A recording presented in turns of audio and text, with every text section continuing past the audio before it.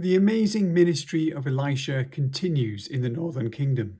His reputation and prophetic power are highly influential in war and politics. After the war with Moab in chapter 3, chapter 5 now focuses on Israel's relations with Aram, a powerful state in southern Syria. It might be useful at this point to have a brief recap of where we are in this large narrative and where we're heading. Originally, 1 and 2 Kings were one narrative, and so we need to take them both into account. The beginnings of Israel's monarchy with Saul and David were dealt with in 1 and 2 Samuel. 1 and 2 Kings deal with the royal dynasties which flowed from then on, right down to their final destruction by foreign superpowers. One way to get a handle on the structure of 1 and 2 Kings is to break it into 3 sections.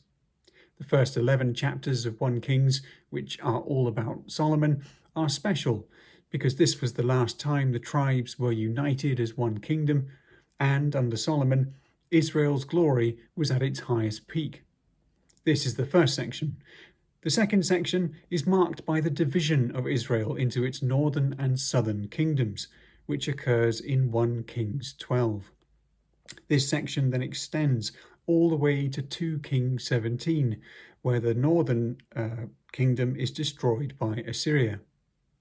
The final third section runs from chapter 18 to the end of the book, charting the decline of the southern kingdom, which is finally destroyed by the Babylonians. So we in our readings are deep into the second section, still with both kingdoms in existence, but not for much longer. On a smaller scale, we are still in the Omride dynasty. This is the dynasty started by Omri, continued by Ahab, then continued by the first one son, Ahaziah, and then the other son, Jehoram. This dynasty has been the setting for the ministries of the great miracle prophets Elijah and Elisha. However, we are getting close to the end of this important dynasty, and Elisha will play a key role in its conclusion and the succession of a new dynasty. This will take place in chapters 9 to 10. In chapter 5, it is Elisha's reputation and his ability to live up to it which not only creates peace between Israel and Aram, but also wins a convert from one of the highest figures of that state. Naaman brings an astonishing gift for the prophet. One scholar, in a work published in the year 2000, calculated its current worth at around $750 million. It is no wonder that Gehazi feels as though an opportunity has been missed once Elisha refuses it. Things initially do not go well, as Naaman haughtily remains in his chariot, and Elisha does not deign to come outside to greet him. Elisha's lack of magical procedure also disappoints Naaman, who expected something more elaborate than instructions to simply wash repeatedly in some river. But again, the advice of his servants saves the day. The healing of Naaman leads him to acknowledge the Lord as the only real God. It is a remarkable statement of the radical monotheism of Israel. Elisha graciously allows this former enemy to worship in the best way he can, as he does not understand that this sole existing God does not need the soil of this land to be approached, and that his ongoing duties will involve a little idolatry, though it will not be heartfelt. But as one man proves his worthiness by his humility and gratitude, another reveals his greed and deceit.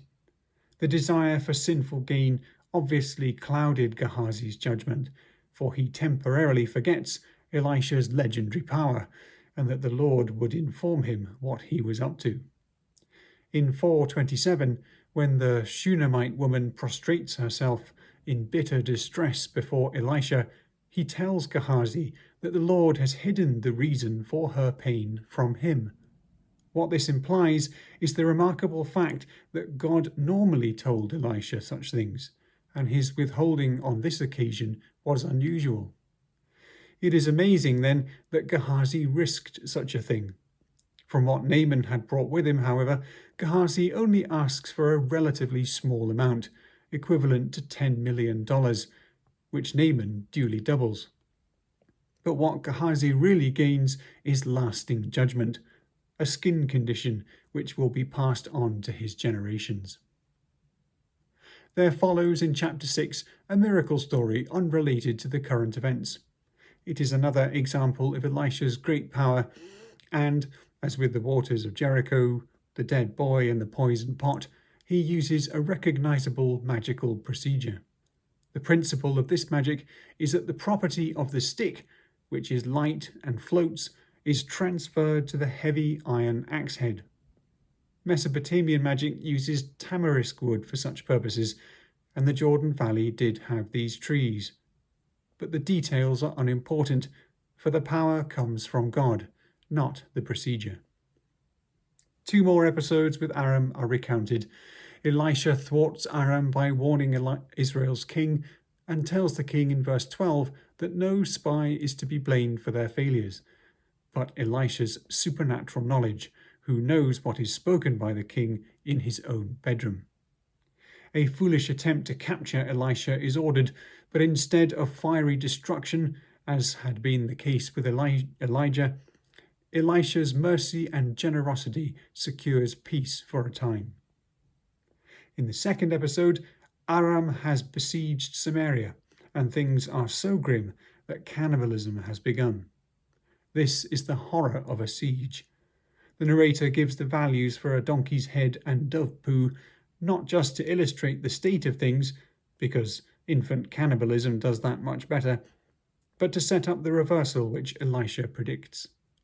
In verse 31, the king utters an oath regarding Elisha, but we are not told why. Perhaps he blamed Elisha for not preventing this situation as he had done in the past. Or perhaps the relationship had soured. Once again, as in verse 32, the narrator highlights that Elisha knows what is happening before the messenger arrives and gives instructions that he not be admitted. The resolution of the story will be found in the next chapter.